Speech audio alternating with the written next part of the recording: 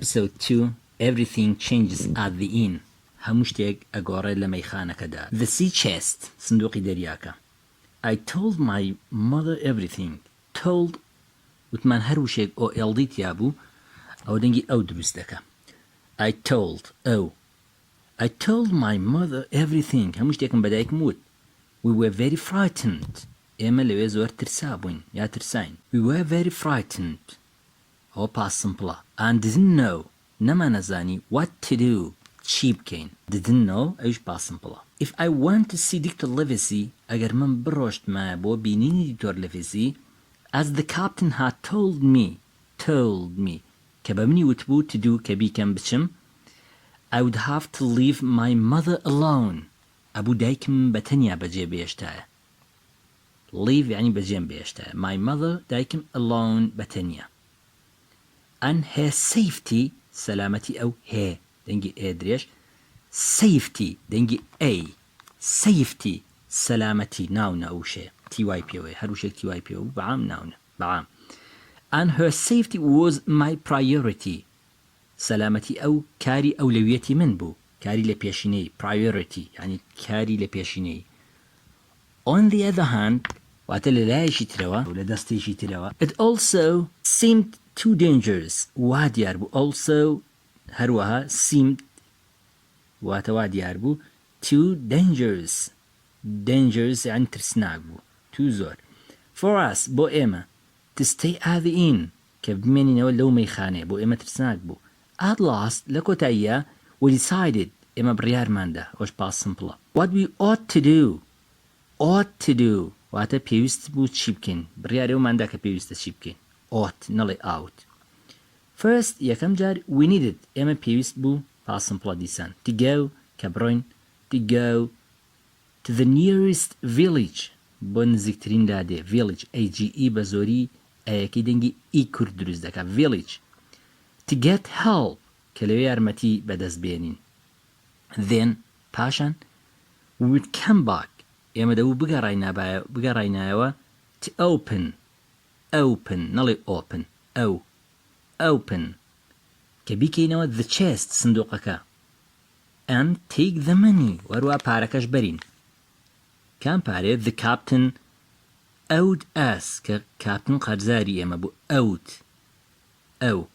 owed us قەرزاری ئێمە بوو before anyone else پێشەوەی هیچ کەسێکی تر anyone هیچ کەسێک else ئیتر came forward کە بێت بۆ ئەوێ بۆ ئەو سندوقە پێویست بوو ئێمە بیکەینەوە بەڵام when we got to the village کاتی ئێمە گەیشتینە لادێکە no one wanted هیچ کەس نەیویست ئەو نەوەنە یعنی هیچ کەسێک wanted ویستی بەڵام ئەوە نەرەی دەکات no one wanted to return هیچ کەس نەیویست to return کە بگەڕێتەوە ئادرێژ with us لەگەڵ ئێمە to the Admiral Benbow بۆ Admiral Benbow some of the men هەندێک لە پیاوەکان had heard بیست بوویان some of the men ئەو بکەرە had heardish پیپی کابێەوە past perfect of the terrible Captain Flint دەربارەی ترسناچی Captain Flint بیست بوویان and others ئەوانی تر had seen others بکەرە had هادی past perfect ئی یاساکەیە سینەکە پیپیە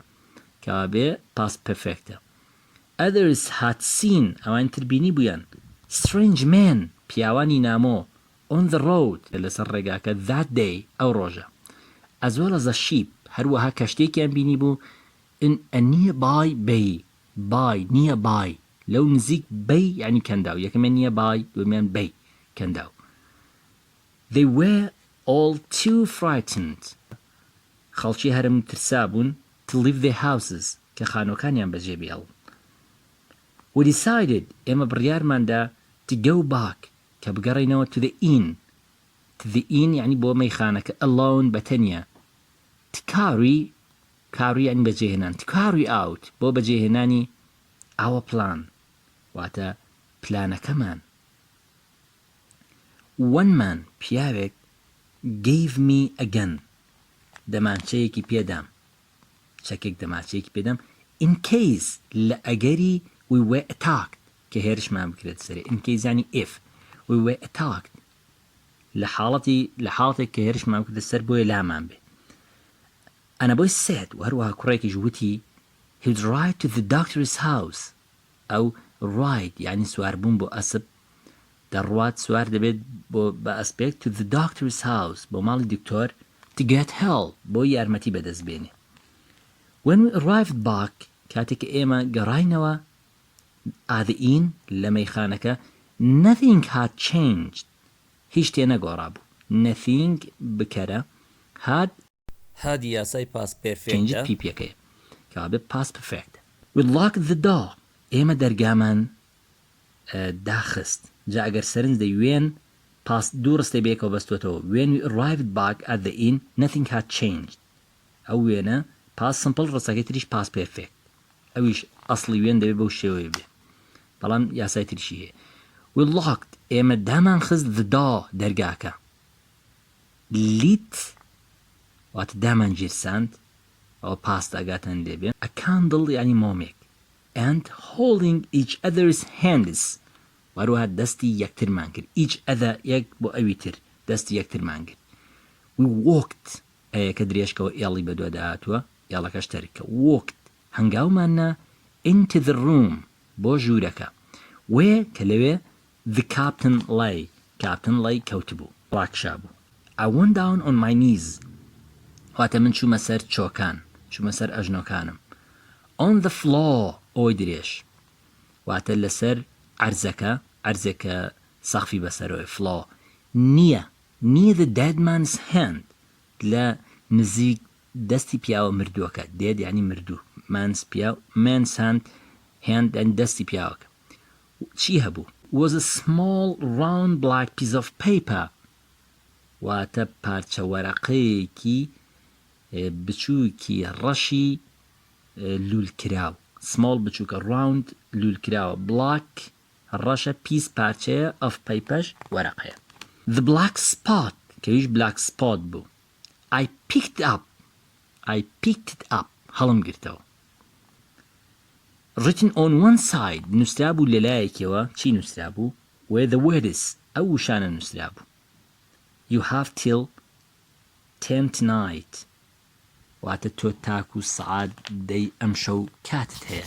luckily خۆشبەختانە for us بۆ ئێمە it was still only 6 o'clock خۆشبەختانە still هێشتا only تەنها 6 o'clock سعات 6 بوو. I anxiously واتە من بە نیگەرانی بە شڵەژاوی anxiously looked in his pockets سەیری جیفانەکانی بکرد for the key بۆ کلیلەکە to the chest بۆ سندوقەکە واتە کلیلی سندوقەکە but I found nothing بەڵام من هیچم نەدۆزیەوە دۆزیمەوە هیچ شتێ یعنی هیچم نەدۆزیەوە found ڕابردووی findە با سمپڵە.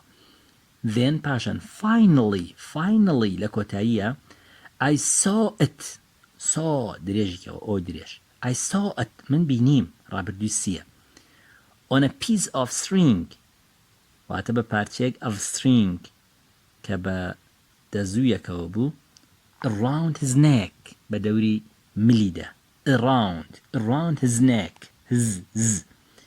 I kept the string من بڕیم ئەو داوە ئەو دەزووە ئەو ملوانکەیە and we went quickly ئێمە ڕۆیشتین quickly بە خێرایی upstairs بۆ سەر قادرمەکان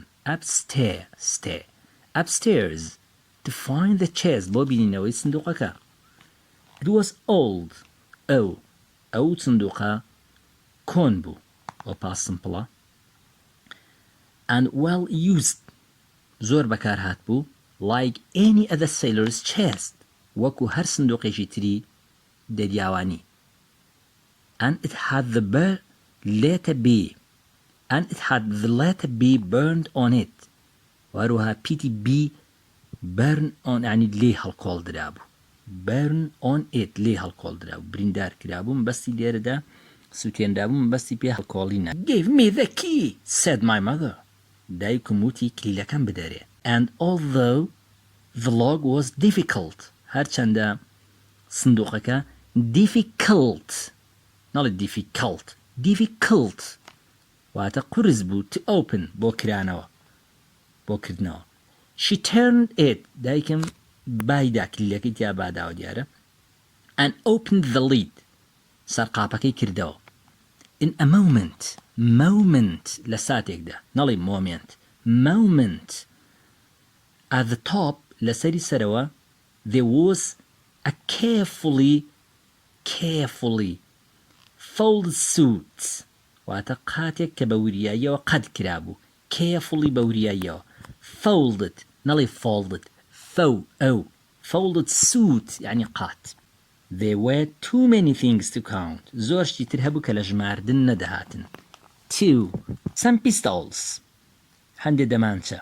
A large piece of silver. پارچە زیوێکی گەورە. An old Spanish watch. واتە سەعاتێکی دەستی ئیسپانی. Watch. ئۆی کورتە. کە بە ئۆی کورت دەخرێتەوە تیەکەش تەرکە. And many more small objects. هەروەها زۆر کەلوپەلیتر شتیتر objects.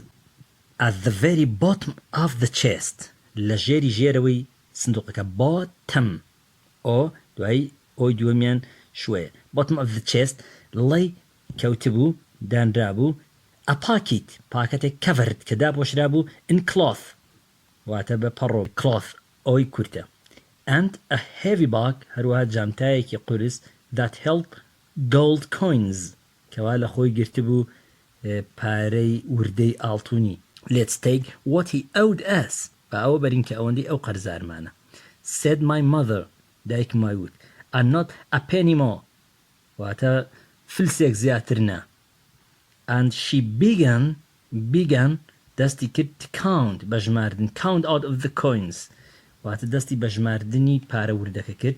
It was long difficult job.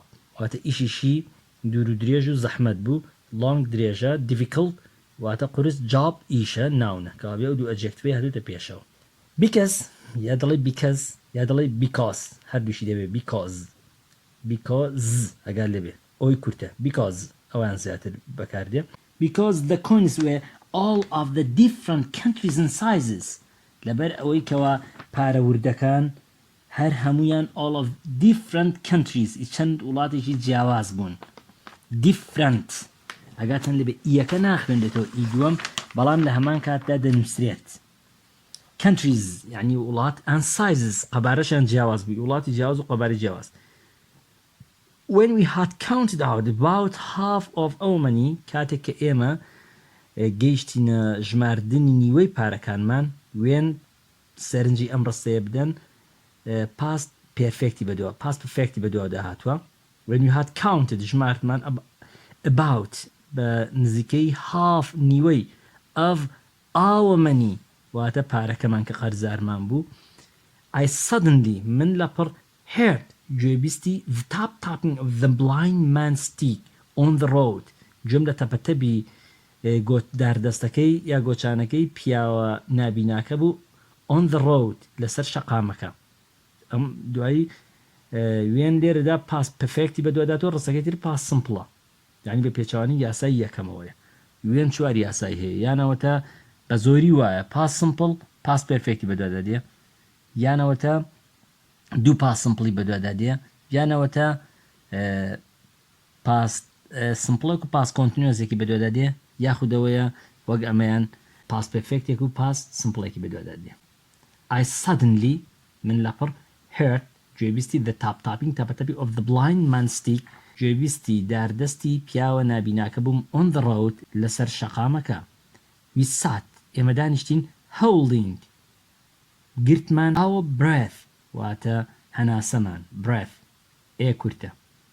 Then پاشان the stick گۆچانەکە banged on the window زرمەی هەستاند لە دەرگای مەیخانەکە banged یعنی لێیدا زرمەی لێستان and we heard ئێ درێژە ئێمە گوێبیستی the handle دەسکی دەرگاکە بووین being turned کە بادەدرا and then silence پاشان بێدەنگی at last لە کۆتاییە last هەر کاتێ ئێسی بەدۆدا هەر درێژ دەبێتەوە at last لە کۆتاییە the tapping تەپەتەپەکە started again دەستی پێکردەوە تەقەی گۆچانەکە کابرا دەڕۆیت but بەڵام this time ئەم کاتە it became quieter and quieter وردە وردە لەسەر خۆ ئارام دەبەوە یعنی دەنگەکەنە دەما و دەڕۆشت as the man walked away کاتێ پیاوەکە هەنگاوی دەنا و دوور دەکەوتەوە.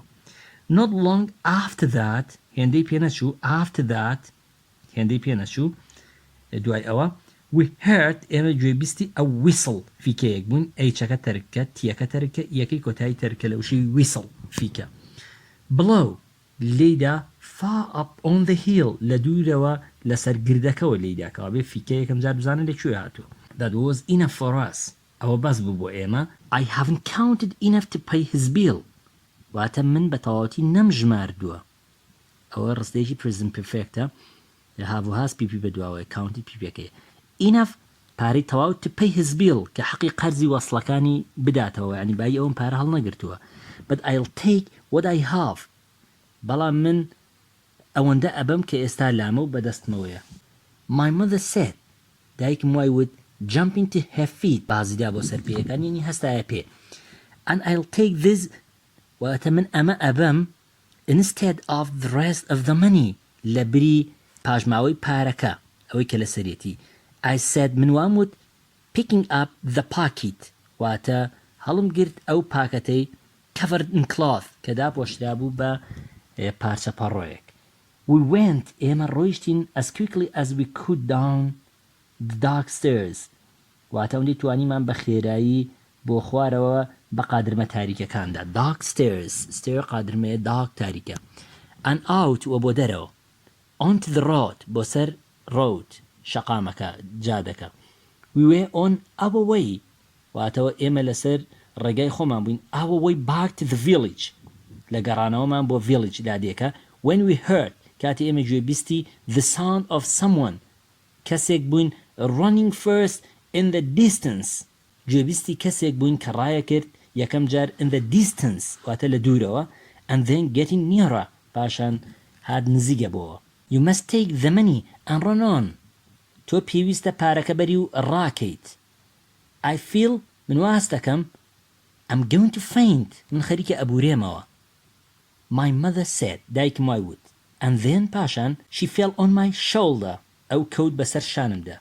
shoulder show luckily خۆشبەختانە we were near a little bridge ئێمە نزیکی پردێکی بچووک بووین. پاس سمپڵە ڕستەکە a little bridge ئەو دیە تەرکە یەکەی کۆتاییش تەرکە. and with some difficulty لەگەڵ هەندێک زەحمەت I managed من توانیم ما ئەو ئای کورتە ئەیەکەش دەنگی ئی دروست دەکە ئەی دووەم managed من هەوڵمدا pull her under it بە هەندێک زەحمەت توانیم managed ڕای کێشمە ژێر پردەکە. بسم الله الرحمن الرحيم ألف لام را تلك آيات الكتاب الحكيم أكان للناس عجبا أن أوحينا إلى رجل منهم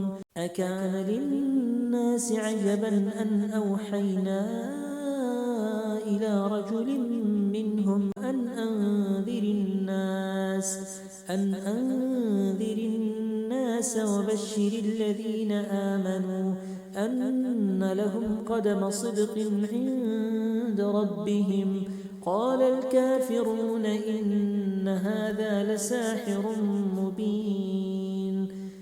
The last of the blind man کۆتایی پیاوە نابیناکە.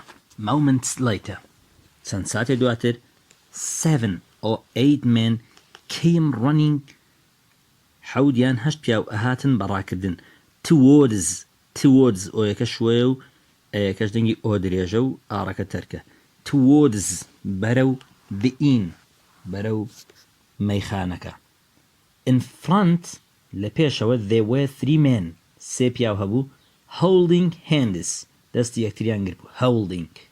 then پاشان in the weak moonlight لە شەوقی لاوازی مانگەشەوەکە moonlight مانگەشەوە و درێژە. I could see منم توانی ببینم that in between لە نێوانی the other two ئەو دوو کەسەدا was the blind man پیاوە نابیناکە بوو. between ئیەکە دەنگی ئی دروست دەکە double ئیەکەش دەنگی ئی درێژ دروست دەکە. go in بڕۆنە ژوورێ he cried ئەو هاواری کرد several men چەند پیاوێک went to the door ڕۆیشتن بۆ لای دەرگاکەی of the inn مەیخانەکە and finding the door unlocked بۆیان دەرکەوت بینیانەوە بۆیان دەرکەوت کە دەرگاکە unlocked قوفڵ نەدراوە کراوێ went inside ڕۆشتنە ژوورەوە two of them دوو لەوان stayed مانەوە outside with the terrible blind man واتە لە دەرەوە with لەگەڵ terrible blind man پیاوە ترسناکە نابیناکە.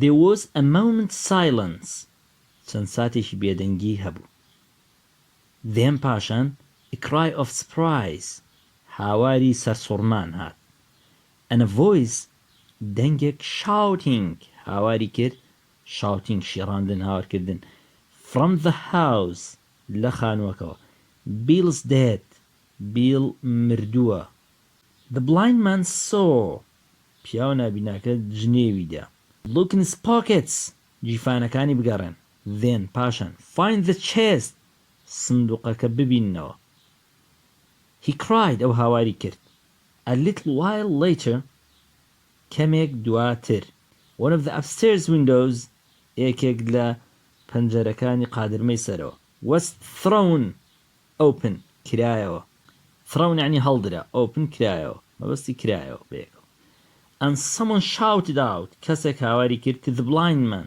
بۆ پیاوە نابیناکە بۆ پیو کە ناوی پیو بوو someone's been in the chest کەسێک لە سەر سندوقەکە بۆ ئەنجا پیو ئەو پیاوەیە و کەسێکە بە گۆچانەکەەوە هات و بلاک سپۆتیدا بە کاپنەکە someone's been in the chest کەسێک لە سەر سندوقەکە بووە someone has been ئەوە ئێستا کورتاوی هازە چونکە بینی بە دووەداتوە کە پیپیە isn't it there لەوێ نیە ئێستا پیو asked angrily پیو پرسیاری کرد بە تووڕەیەوە the money here پارەکە لێرێ but there is none of Flint's writing بەڵام لەوێ بوونی نییە هیچ کام لە نووسینەکانی فلینت the man پیاوەکە replied وەڵامی دایەوە it's these people of the inn ئەوە خەڵکی ئەو مەیخانە بووە people نەڵێ pupil it's that boy ئەو کوڕێ why didn't I take his eyes out بۆچی من چاویم دەرنهێنا take out دەرهێنانە چی دەرنێنە his eyes چاوەکانی cried the blind man پیاوە نابیناکە هاواری کرد پیو کە ناوی پیو they were here earlier ئەوان لێرە بوون پێشتر the door was locked دەرگا داخرا بوو when I came کاتێکە من هاتم go and find them بڕۆن و بیان دۆزنەوە just then هەر تۆزێک دواتر came the whistle فیکەیەک هات we had heard before کە ئێمە لەو پێشگوێ بیستی بوو بووین and it came from the direction of the village لە ئاڕاستەی دێیەکەوە هات Deck's blown the whistle again Derek has blown لێداوە the whistle again فیکەکە دیسان whistle ئەو جاریکەش گوتمان H و T و یەکە ناخوێنرێتەوە whistle said one of the men یەکی لە پیاوەکان وای وت that means he has seen someone coming ئەوە مانای وایە کە Derek کەسێکی بینیوە کەوا دێت someone coming کە دێت ئەو ئێستا کورکراوەی هازە چونکە سین پیپیە بە دوای دات let's leave دەی با بڕۆین keep looking بەردەوام بن لە گەڕان پیو shouted angrily پیو هاواری کرد بە تووڕەییەوە the boy and his mother کوڕەکە و دایکی can't be far away دوور نین we almost have it ئێمە وا گرتمانن یعنی پێشتر دەستیانمان بەسەردا گرتووە هەمانن ئەوانمان هەیە مەبەست پێ دەستمان بەسەردا گرتوون and you want to run away و ئێوەش دەتانەوێت بڕۆن وا خەریکە دەیانگرین و ئێوەش بەتەمان بڕۆن you'll be as rich as king ئێوە دەوڵەمەند دەبن وەکو پاشا if we find it ئەگەر بیدۆزینەوە hang it دەبەسە پیو hang it وازی لێ بێنە بەسە دەستی لێ هەڵگرە why don't we go بۆ نەڕۆین you've got the bag of the money ئێمە بەدەستمان هێناوە جامتای پارەکە said one کەسێکیان وای وت پیو started trying to hit the man with his stick پیو دەستی کرد بە هەوڵیدا trying هەوڵدان to hit the man بە لە پیاوەکان بدا with his stick بە داردەستە گۆچانەکەی As the fight went on, كاتێک شەڕەکە بەردەوام بوو, the sound of horses galloping came from the top. واتە دەنگی غارغارێنی ئەسپەکان ئەهات لە لووتکەی of the hill گردەکەوە, لەسەر گردەکەەوە دەهات. galloping ئەیەکە بە ئای کورد دەخوێنێت گا, ئۆیەکەش بە شووە. galloping غارغارێن, hill گردە. the sailors دەریاوانەکان quickly بە خێرایی stopped وەستان fighting لە شەڕکردن and run away ڕایان کرد. leaving پیویان بەجێهێش anxiously بە شڵەژاوی. tapping up and down the road alone تەپەتەپی دەکرد بەرەو خوارەوەی the road شەقامەکە alone بەتەنیا بەرەو سەر و خواری شەقامەکەی دەکرد up و down. just then هەرڕێک دواتر 4 or 5 horses چوار یان 5 ئەسپ appeared دەرکەوتن in the moonlight لە ڕووناکی مانگەشەوەکە galloping down the hill towards the inn واتە غارغارێن بەرەو خوارەوە ئەسپەکان دەهاتن لە گردەکەوە towards بەرەو the inn مەیخانەکە هاتن. Pew screamed قیژاندی and not knowing نێزانی in which direction to go بەرەو چ ئاراستەیەک بڕوە. run right ڕای کردە under the first horse ژێر یەکەم ئەسپ. down he went کەوتە عەرزەکە و ئەو چوو یعنی ڕۆیشت with a terrible cry بە هاوارێکی ترسناکەوە یعنی وەگەوی دەڵێ مرد. وەچی هەولێریان دەرێ والله بای بام لە ترەسەی چوو شیڕەکی لێ بەرز بووە وەک تڕی بنگۆمێ ڕێی وەچی دەرێن تڕی بنگۆمێ برقەشی دەکا ئەو برقەشی نەکرد ئەویە دەڵە بڵقی دەکا ئەو بڵقیش ناکە with a terrible cry بە هاوارێکی ترسناکەوە. the horses ئەسپەکان came to a stop هاتن بۆ وەستانێک and I recognized من ناسیمەوە the boy ئەو کوڕەی that had gone کەوە ڕۆیشت بوو from the village لە لادێکەوە to get Dr. Livesey بۆ هێنانی دکتۆر لڤیسی کە چوو بوو بۆی دکتۆر لڤیسی بێنی. with him لەگەڵ خۆی were several law officers چەند ئەفسەرێکی یاسا هاتبوون who he had met on the way کەوە ئەو بینی بوونی on the way لە ڕێگای to the doctor's house بەرەو ماڵی دکتۆرکە ڕۆشت بوو. Pew was dead پیو مرد بوو. we went back to find ئێمە گەڕاینەوە بۆی کە to find my mother دایکم ببینینەوە and carry her هەڵی گرین بیگوازینەوە to the village بەرەو لادێکە. they لەوێ she recovered ئەو هاتەوە سەرخۆی وێڵ بەباشی after a little while پاش کەمێک. the law officers ئەفسەرەکانی یاسا rode on to the nearby bay واتە سواری ئەسپەکانیان بوونەوە بۆ نزیک کەنداوەکە. but بەڵام they were too late ئان زۆر دواکەوتبوون. the strange ship کەشتیە نامۆکە had already gone پێشتر ئەوەی بەجێهێشت بوو ڕۆیشت بوو. and probably ئەو ئۆیە دەنگی ئەیەکەش دەنگی شوەیە probably نەڵی probably بەڵام لەوانەیە the rest of the pirates پاژماوەی چەتەکان with it لەگەڵی بوو بێ ئەوانیشی لەگەڵ بوو بێ. when the leader of the men کاتێک کە سەرۆکی پیاوەکان Mr. Dance returned گەڕایەوە from the bay لە کەنداوەکە ساوێن past simply بەدوا داهاتوو. I told him من پێم وت everything that had happened هەموو شتێک کە ڕوویدا بوو. they want something more than the money ئەوان شتێکیان دەویست زیاتر لە پارە you say تۆ ئاڵێ. well then وایە پاشان بەڵێ دواتر Hawkins what on earth were they trying to find واتە چی شتێک لەسەر ئەرس هەیە کە ئەوان هەوڵی دۆزینەوەی بۆ دەدەن. he asked me ئەو پرسیاری لە من کرد. I believe من بڕام وایە I have what they want in my pocket من لامە ئەوەی کە ئەوان دەیانەوێ وا لە جیفانمدایە بەڵام چۆن دەزانێ وە نەیکردوێتەوە چۆن زانێ نەخشەکەی تێدایە ئەوەی شەکرد لە هەڵەکان بەلای منەوە. I replied من وەڵام دایەوە and I'd like to get to Dr. Livesey من دەمەوێ حەز دەکەم کە بیبم to get it کە بیبم to Dr. Livesey بۆ Dr. Livesey so that it will be safe. لەبەر ئەوە سەلامەت دەبێ. Of course بەدڵنیاییەوە بۆی کوڕە. He said ئەوای وت. Yes, I shall go there. بەڵام من دەڕۆم بۆ وێ. And tell him پێڵم myself home. all about this هەموو شتێک دەربارەی ئەمە. Why don't you come with me? بۆ لەگەڵم نایت. The captain's papers. وەرەقەکانی captain. We found it a Livesey at the hall. ئێمە دکتۆر لیڤیسیمان دۆزیەوە لە هۆڵەکە بوو. Where لەوێ he was having dinner. نانی ئێوارەی دەخوارد. With the squire. لەگەڵ ئاغا.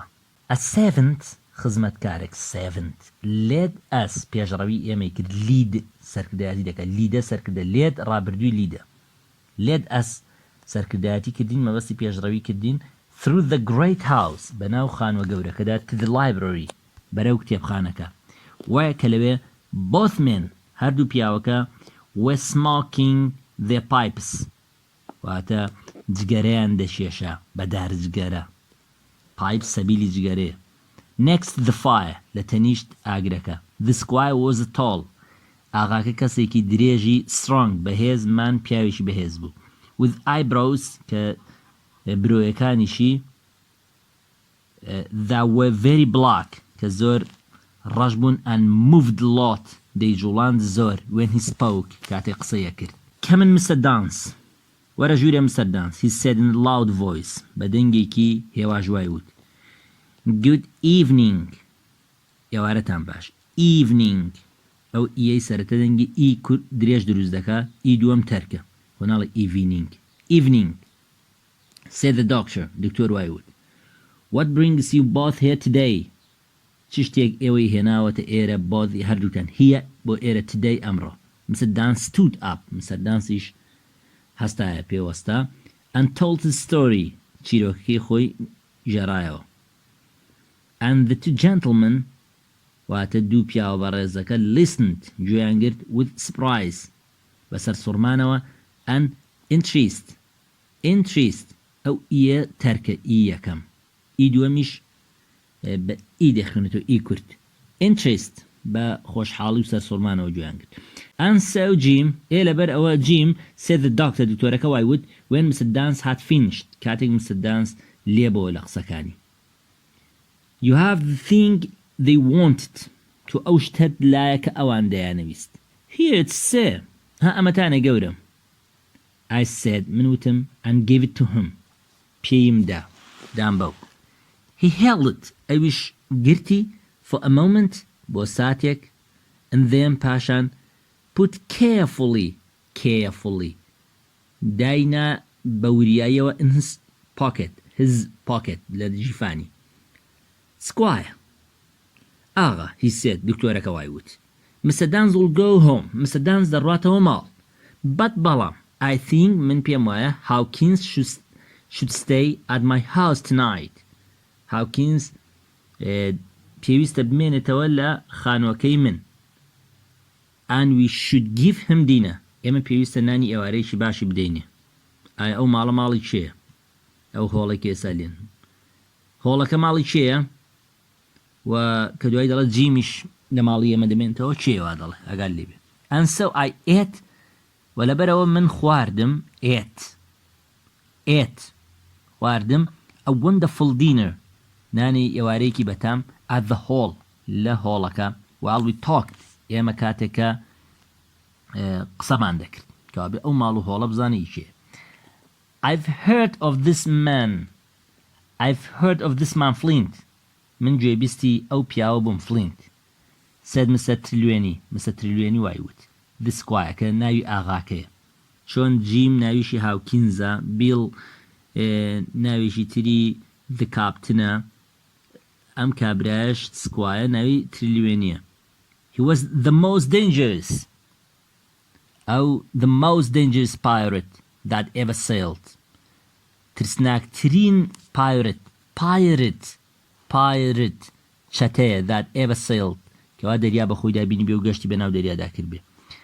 I've seen his ship من بینیومە کەشتیەکەی have seen ئەوە present perfect with terrible eyes painted on its sails کەوا وێنەی چاوی ترسناک لەسەر چارۆکەی کەشتیەکەی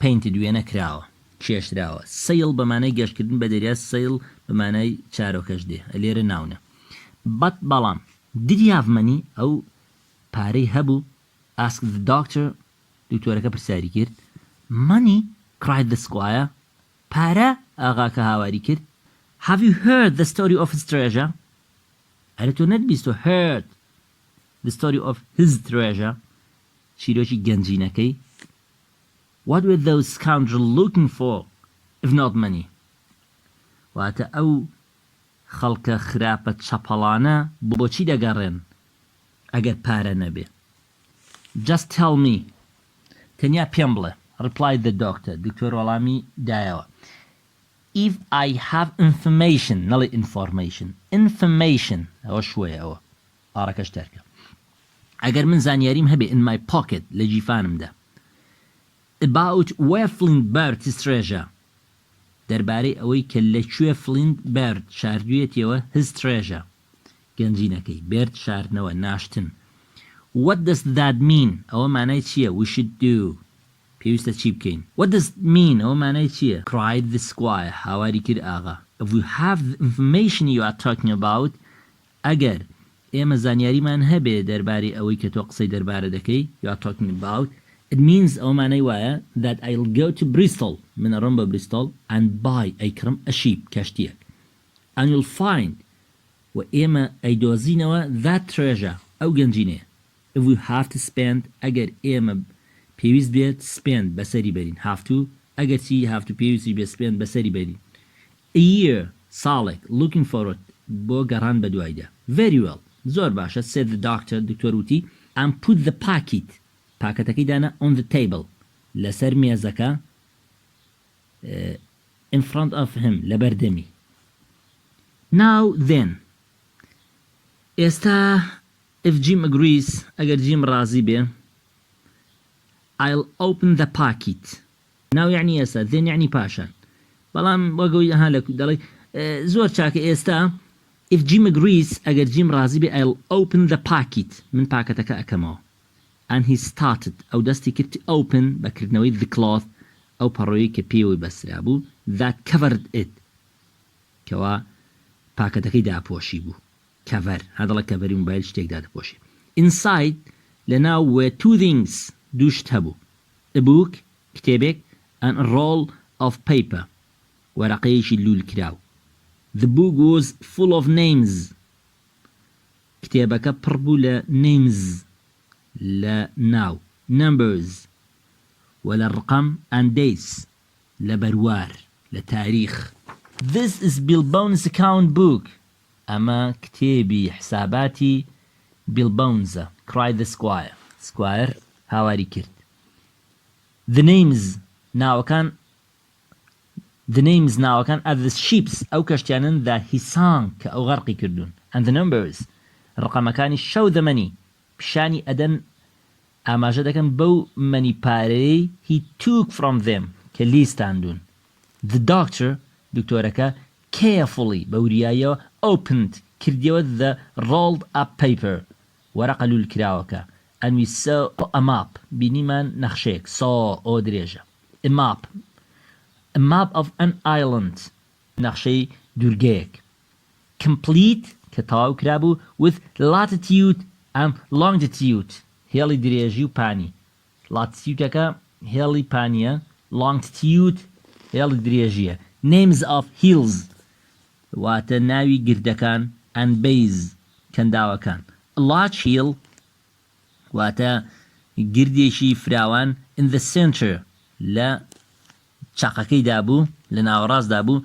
named ناوی the spyglass بوو and every hill that a captain would need to bring a ship in safely و هەموو وردەکاریەکی پێویستی تێدا بوو بۆ کاپتنێک کە کەشتێک بەرێتە ناوی بە سەلامەتی دیتێل وردەکاریە need to کە پێویستە bring بی بە ئەشیب کەشتێک in safely بە سەلامەتی بە شێوازێکی سەلامەتیانە there were 3 red crosses سێ زەربی سوور هەبوو one was in the south west یەکیشان لە باشووری ڕۆژ ئاوە and had these words next to it ئەم وشانی لە پاڵەوە نووسرا بوو bulk of treasure here واتە مەڵۆی گەنجینەکە هیە لێرەیە.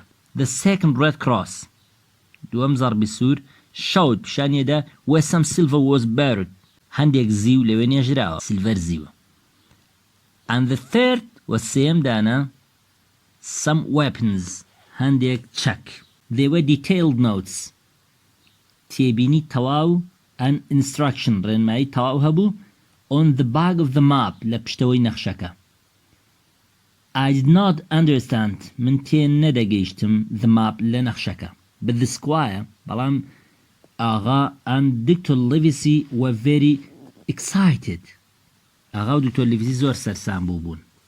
By tomorrow evening سبەینێ ئێوارێ I shall be in Bristol من لە بریستۆڵە بم said the squire ئاغا وای وت. Then پاشان in 3 weeks لە ماوەی 3 هەفتەدا 3 weeks time کاتی ماوەی 3 هەفتەدا we will be sailing the best ship ئێمە لێ ئەخڕین باشترین کەشتی سێ بەڕێز with the most efficient crew in England لەگەڵ کارامەترین تاقمی کەشتی ئینگلتەرا. Hawkins you'll be a cabin boy Hawkins تۆ ئەبیە کوڕی خزمەتکاری کەشتیەکە. And you Livesey و تۆش Livesey the ship's doctor دەبیە دکتۆری کەشتی. I'll be the admiral منیش دەبمە ئادمیرڵی کەشتی ئەفسەری پلەبەرز لە هەمووی بەبەرزترامە.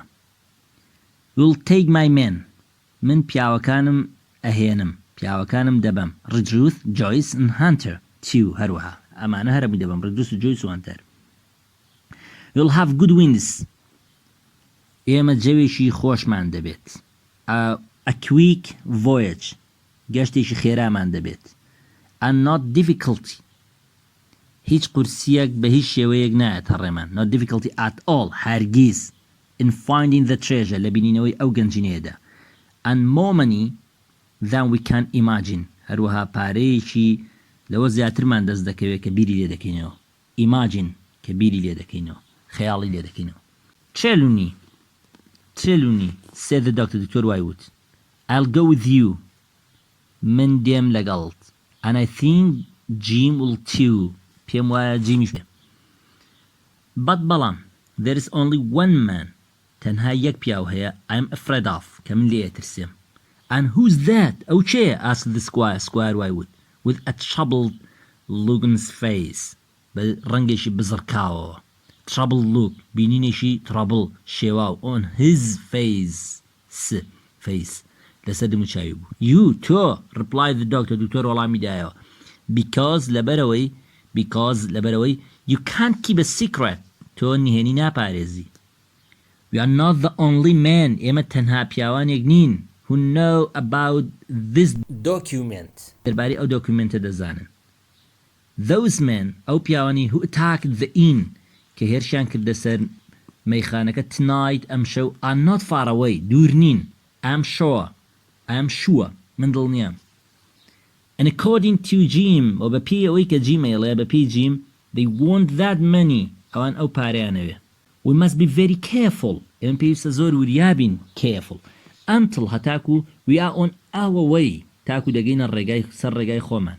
And we must not و نابێ ئێمە say بڵێن a word وشەیەک about this map دەربارەی ئەم نەخشەیە to anyone بە هیچ کەسێک anyone. Livesey replied the squire وەڵامی دایەوە ئاغاوتی Livesey you have a point تۆ خاڵێکت باس کرد. I'll be as silent من بێدەنگ دەبم as the grave هەر وەکو قەبر وەک قەبرستانە بێدەنگ دەبم یعنی بڵێ وەک دەڵە گۆڕ لێم ببیستی یعنی بە کەس ناڵێ.